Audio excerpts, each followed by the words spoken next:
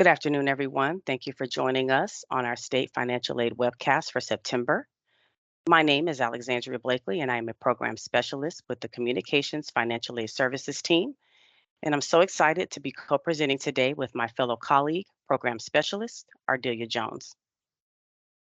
The webcast will be recorded and available on our SFAP webpage under the Stay Connected webcast archive section, just in case you want to watch it or hear it again. An announcement will be sent once it's available.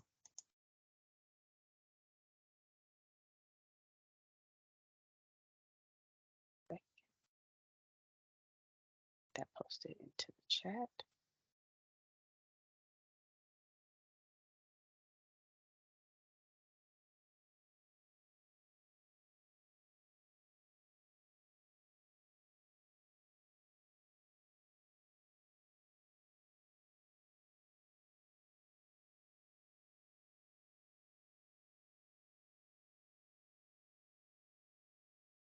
Thank you for your patience. 1 second here.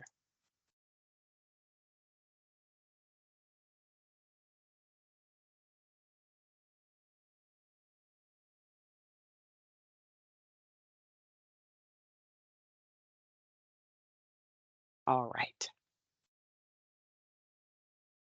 Anna Marie Shaw will be tending to the chat to answer any questions you may have. And again, thank you so much for joining us today. And without further ado, let's get started. Today, we'll be discussing the manageable debt calculation for loan programs, the gap payment processing overview for the fiscal year of 2024. We'll also go over some deadlines, reminders, and notifications. And again, your questions will be addressed in the chat throughout the presentation. At this time, we will give a quick overview of the changes of the application, certification, and manageable debt calculation processes as it pertains to all loan programs. As a quick reminder, the CAL and forward loan programs are not opt-in, opt-out programs. Institutions are required to participate in these programs based on the signed program participation agreement that was executed by the CB. Within the PPA, your institution agreed to participate in all programs under Title 19 in the Texas Administrative Code, Chapters 21 and 22, for which it is determined to be eligible by the CB. Please note, the CB's rules may require specific additional opt-in or opt-out confirmation in order to be included in the allocation process for particular programs. Your institution must participate and certify a CAL or forward loan for an eligible student. Like the forward loan, the college access loan is now subject to manageable debt calculation approval for all applications submitted on or after September 1st of this year. As you can see in this flow chart, the manageable debt calculation takes place once the school has certified the loan and is pending lender approval in HelmNet. This is how it looks from the checklist view when logged into HelmNet. The credit approved and school certification completed tasks are checked, but the lender approval completed section is not yet checked, as you can see here. That is because it's within the lender approval completed tasks that the manageable debt calculation takes place, of which we'll take a closer look into this process a bit later. But as of now, we're going to address some changes within the certification process. We will address the program of study, grade level, and certification eligibility.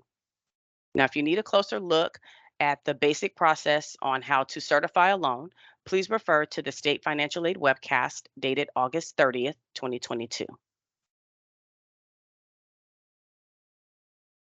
The program of study is used to determine the maximum manageable debt for a borrower. The CB is aware of the issue with the refined program category box being grayed out, which is preventing schools from entering the program of study. We are working diligently to fix this issue. Once fixed, institutions will be able to search and select the appropriate program category, which is a required field, or the subcategory, which is an optional field.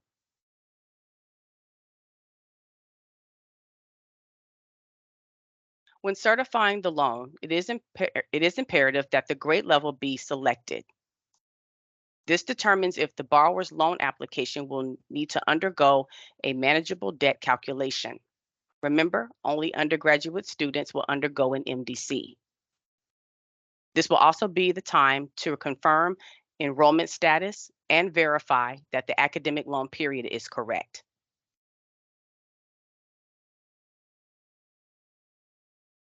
Like the forward loan, the CAL now has the not eligible to certify option before the loan is submitted for certification.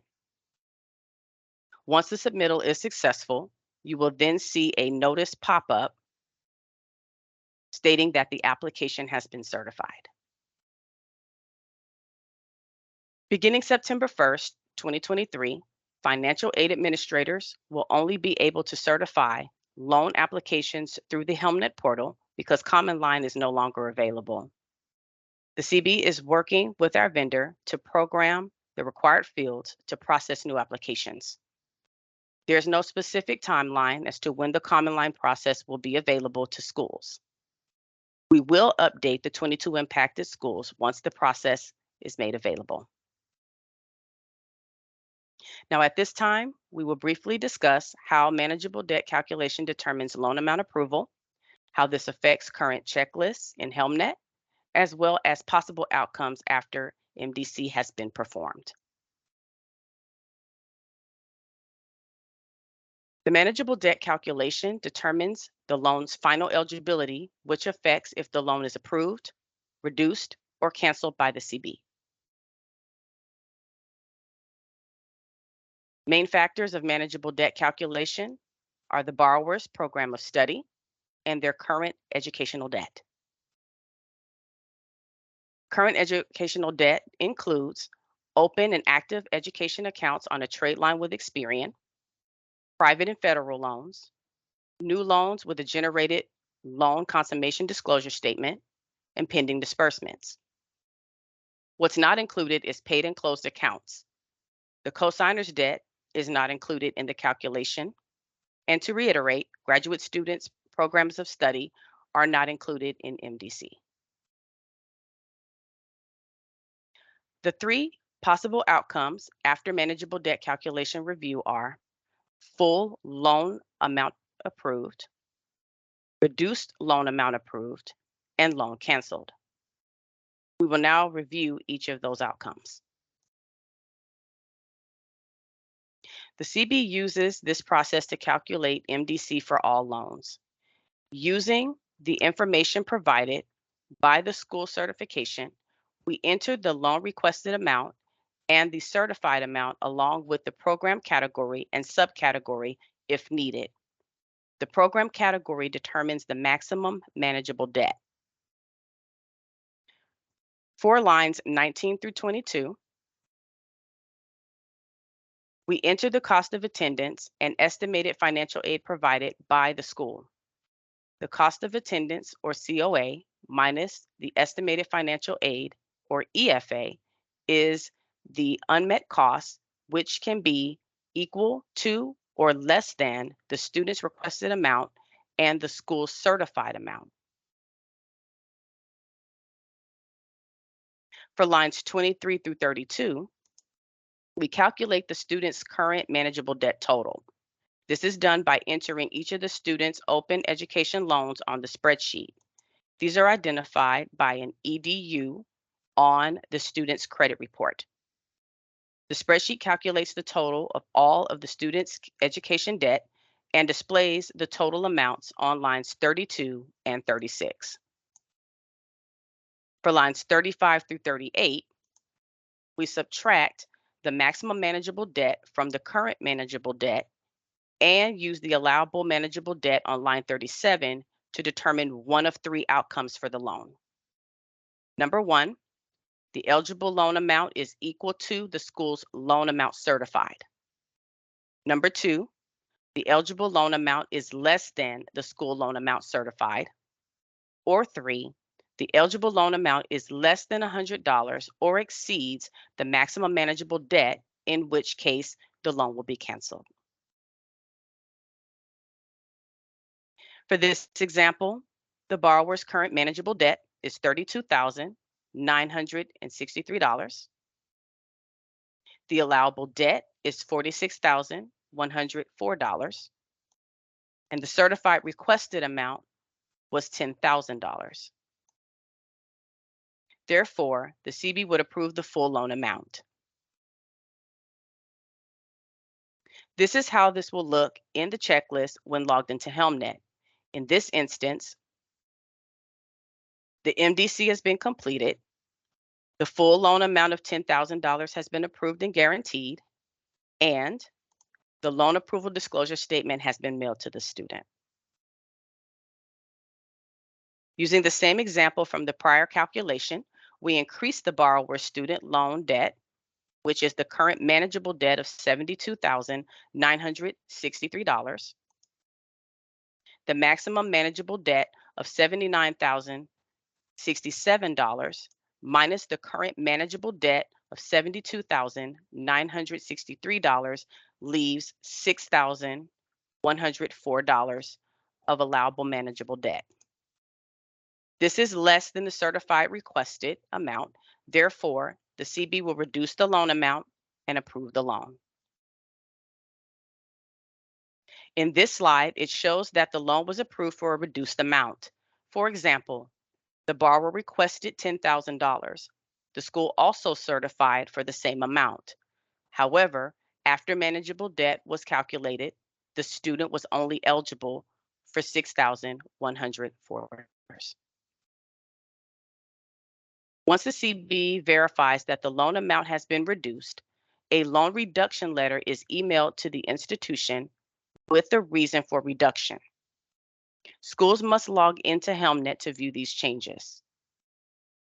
The loan approval disclosure, or LAD, will be mailed to the student with the reduced amount reflected, but the student will still have the option to approve the LAD in HelmNet.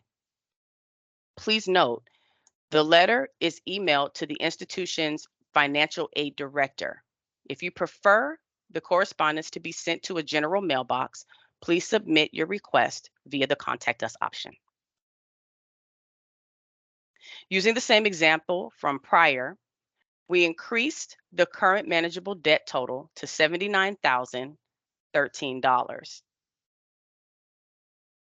which reduces the allowable manageable debt to $54. The approved loan amount will be $0.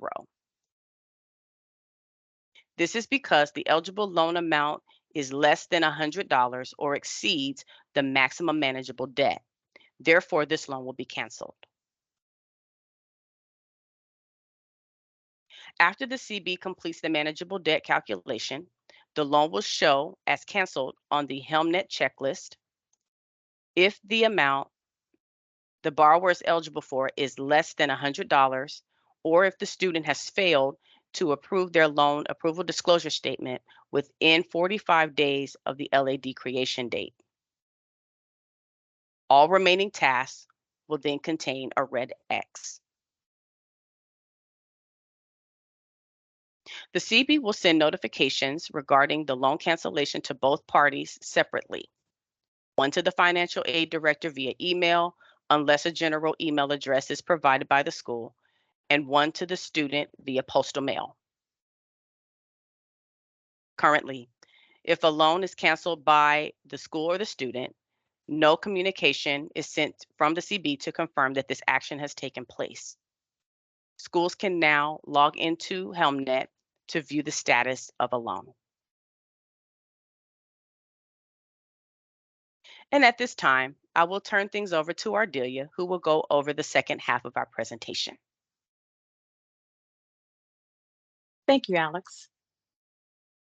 I will be covering the overview of the payment process along with the other requests that will be performed in the GAP portal.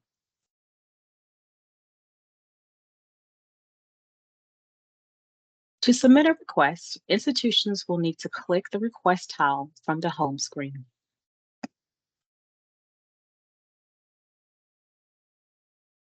The institution will be able to submit payment requests, return of funds, update student count, and transfer requests.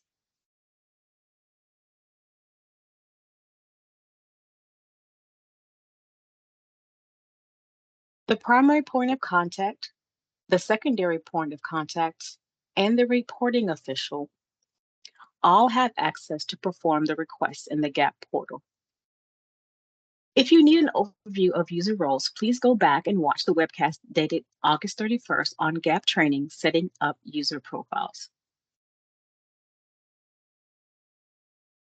First, we will cover making a payment request.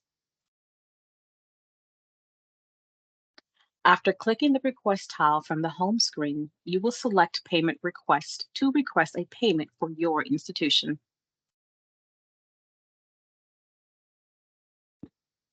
To complete the payment request form, first select the program from the drop-down menu. Only the programs that were opt-in will be available. The fiscal year and the remaining allocations amount will auto-populate. Enter your amount and the number of new students. Check the Acknowledge box and submit. The person submitting the request will receive an email.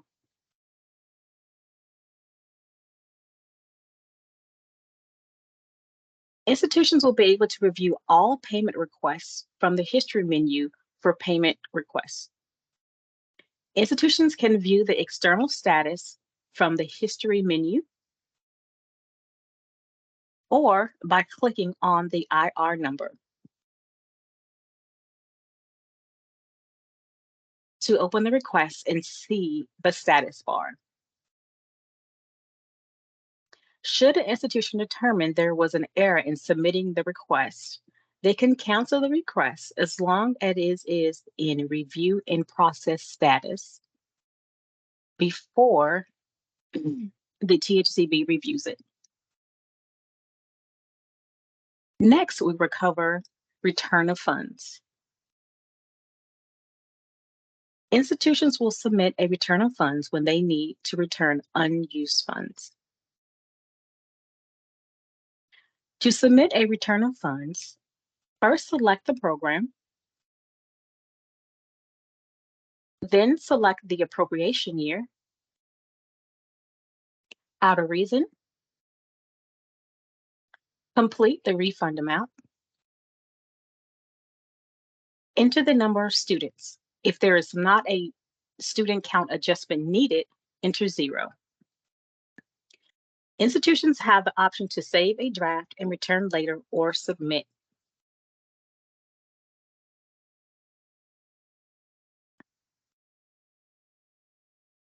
The request moves to submitted for approval, and an email notification will be sent to the institutions.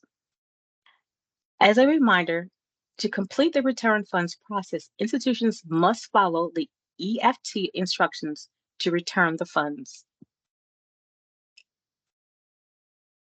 Next, we will cover update student count.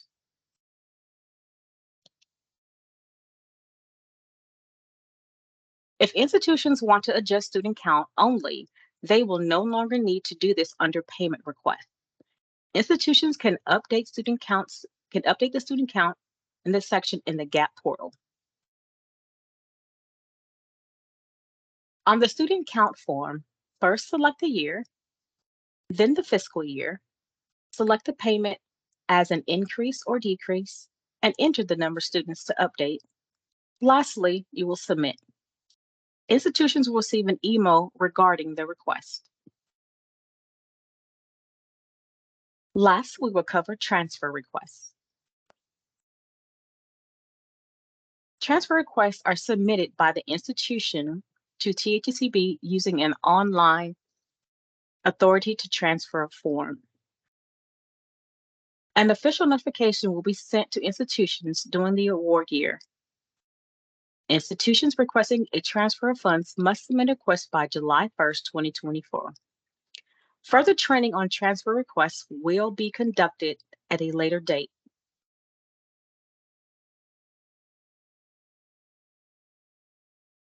This concludes the payment process overview for GAP. Next, we will go over some deadlines, reminders, and notifications. Excuse me. The FAST program participation agreement deadline is September 29th. The FAD initial file submission for fiscal year 23 cycle 3 deadline is October 6th. The FAST educational disadvantage confirmation roster deadline is October 15th. As a reminder, financial aid advisory committee meeting is September 14th. The financial aid database fiscal year 23 cycle 3 first day to submit a file is September 20th. Some recent notifications that have gone out. The financial aid for Swift Transfer for program fiscal year 2024 participation agreement, the memo went out on August 31st. The update for state financial aid fiscal year 2025 priority deadline memo was sent out on August 29th. The Cal interest rate change memo was sent out on August 24th. The Ford loan interest rates also memo change also went out on August 24th. And the state financial aid process updates, reminders, and resources memo went out on August 21st. If you need to contact financial aid programs, you can call us on our institutional line. Students can contact us on our Texas Financial Aid Information Center phone line. Student borrowers and co-signers that participate in either Cal, Ford, or TASK can contact us on the borrower services number. Our hours of operation are Monday through Friday, 8 a.m. to 5 p.m. We're closed from lunch from 12 to 1. You could also submit inquiries online through Contact Us.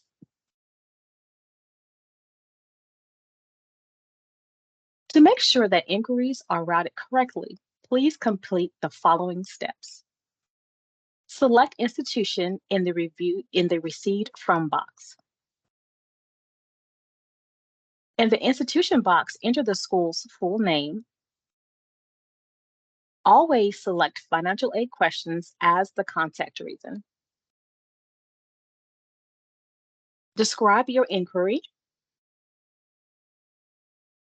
Provide the best direct phone number to reach you should we need to call you.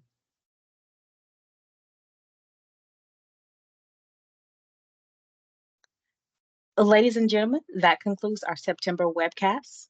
We again would like to thank you for taking the time to meet with us today. If you have any further questions, please feel free to contact us either by phone or by email. Once again, thank you for joining us and have a great day.